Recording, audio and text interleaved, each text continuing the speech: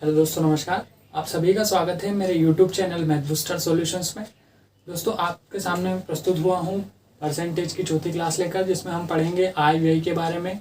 आय व्यय में परसेंटेज क्या होता है, किस प्रकार से प्रयोग करते हैं, या फिर चुनाव के बारे में कि चुनाव में अगर प्रत्याशी होते हैं, उम्मीदवार होते हैं, किसको कितने परसेंटेज वोट मिला है, कौन जीता कौन हारा। आइए सीखते हैं। आप देख पा रहे हैं बोर्ड पर मैंने 2 क्वेश्चन लिखे हैं। पढ़ते हैं। गोपाल अपनी आय का 30% भोजन पर खर्च करता है। गोपाल जो कमाता है उसमें से 30% भोजन पर खर्च कर देता है। अब 30% भोजन पर खर्च कर दिया, इसका मतलब कुछ पैसे बचे उसके पास। कितने? वो 100%। जो भी कमाता है वो अपने आप में 100% होता है।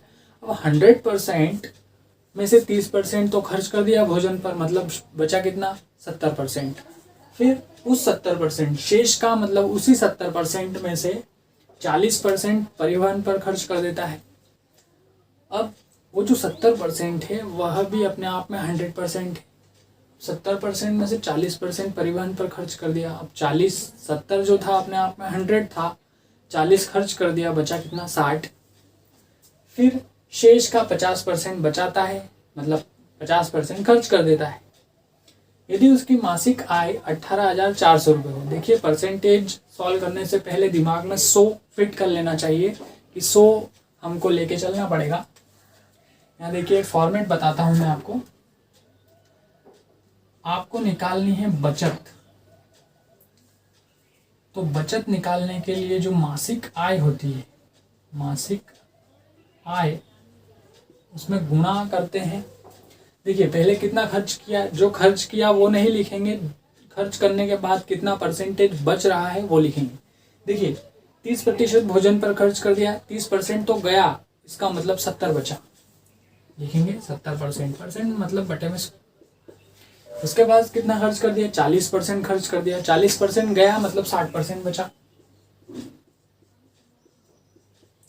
उसके बाद 50% बचाता है, मतलब 50% तो गया, 50 बटे 100, इस प्रकार से। अब यहाँ आप देखें, 1 2 3 0, 1 2 3 0 कट गई। 5 से काटे, 5 दूनी 10, 2 से काटे, 2 तिया 6। अब यहाँ देखिए, मासिक आय दे के रखी है कि मासिक आय 18,400 रुपये। मासिक आय की जगह लिख देते हैं 18,400 रुपये। यहाँ बचा 7, यहाँ बचा 3, और बटे में बचा है 100। ये 2 0 से 2 0 काट देंगे। 3 से तो 21, 21 का गुणा 184 में करते हैं। 184 में 21 का गुणा करते हैं, तो 184,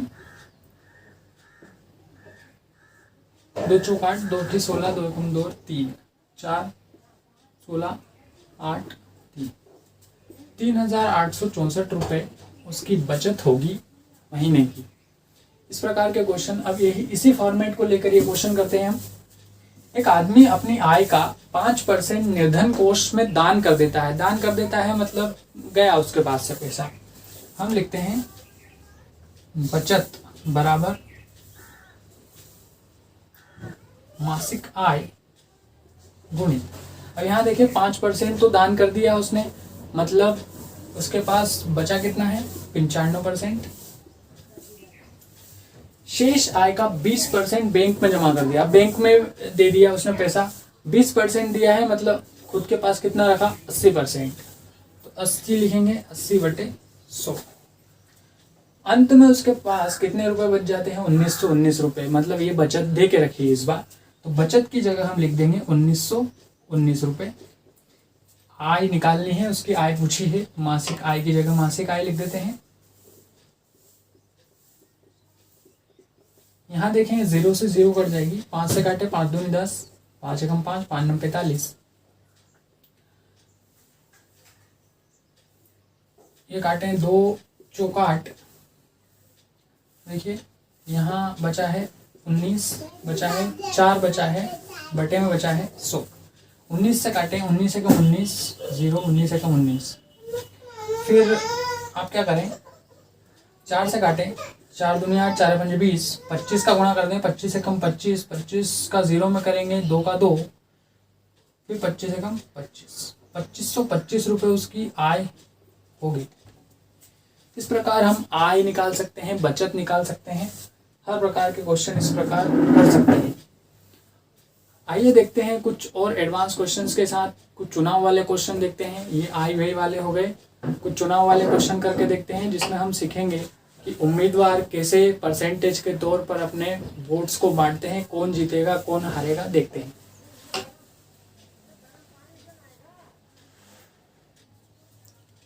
आप देख पा रहे हैं मैंने बोर्ड पर 2 क्वेश्चन लिखे हैं चुनाव से संबंधित, कि एक चुनाव में 2 उम्मीदवार थे। जीतने वाले उम्मीदवार को कुल मतों का 65% प्राप्त हुआ है और वह 900 मतों से विजयी हुआ है। देखिए 2 उम्मीदवार रहते हैं तो 100% वोटिंग होती है और एक उम्मीदवार को मान लो 40% मिलेगा, तो दूसरे उम्मीदवार को अपने आप 60% हम दे देंगे। या फिर क्वेश्चन में ऐसा बताया कि 2 उम्मीदवार हैं और 2 उम्मीदवारों के बीच में एक उम्मीदवार को 55% प्राप्त हुआ, तो हम डायरेक्टली बोल देंगे कि दूसरे उम्मीदवार, बचे हुए उम्मीदवार को 45% प्राप्त हुआ है, तब जाके दोनों का इकट्ठा 100% बनेगा। तो इस प्रकार हम देखेंगे 2 उम्मीदवार थे, जीतने वाले उम्मीदवार को कुल मतों का 65% प्राप्त हुआ है। ठीक है,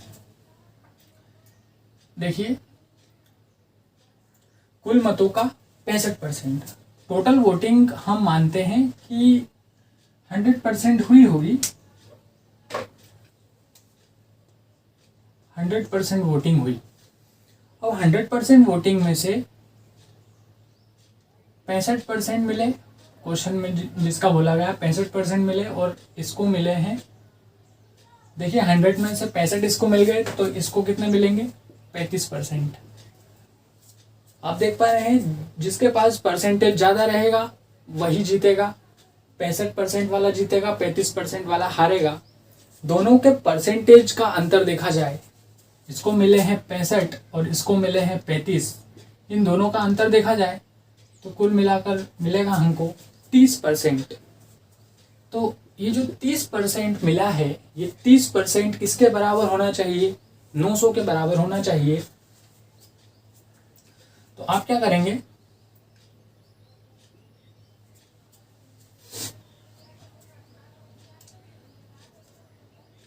कितने मतों से विजयी हुआ है वह, 900 मतों से, 900 लिखेंगे, इसके गुणे में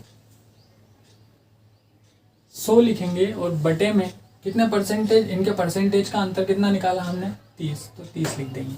बस इसको सॉल्व कर लेते हैं, 0 से 0 कैंसिल, 3 3 9 0 की 0, 3000 मत कुल पड़े थे, यही आंसर आएगा। इस प्रकार हम इसको सॉल्व करेंगे। ये क्वेश्चन देखते हैं, एक चुनाव में 20% मत अवैध घोषित हो गए, 100% वोटिंग हुई। देखिए 100% वोटिंग जरूर हुई है, लेकिन उसमें से 20% जो वोट थे वह अवैध हो गए हैं, इनवैलिड, जो गिनती में नहीं आएंगे।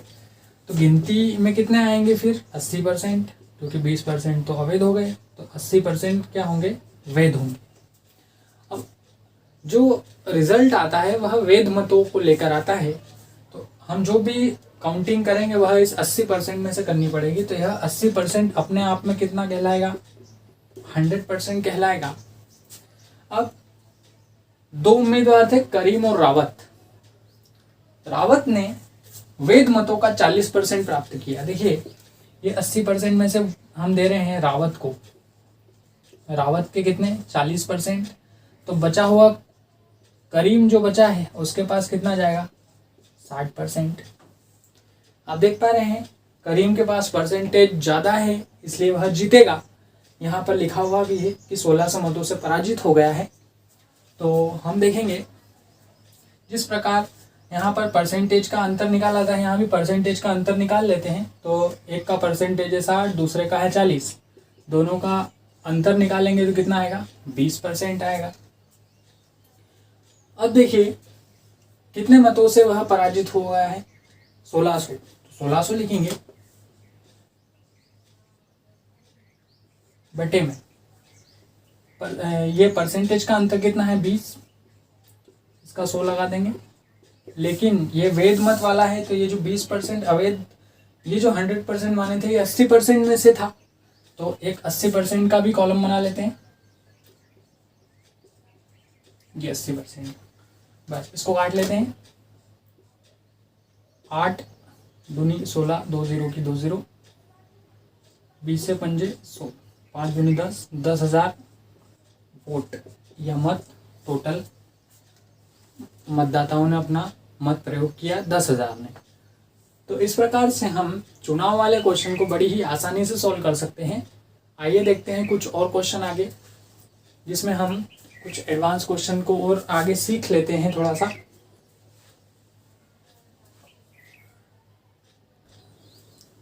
आप देख पा रहे हैं मैंने 2 क्वेश्चन लिखे हैं बोर्ड पर, एक चुनाव वाला है, एक आय व्यय वाला है। तो दोनों का एक रिपीट देख लेते हैं हम कि किस प्रकार से हम किया था हमने। एक चुनाव में 2 उम्मीदवार थे। पहले उम्मीदवार ने कुल मतों का 45% प्राप्त किया है।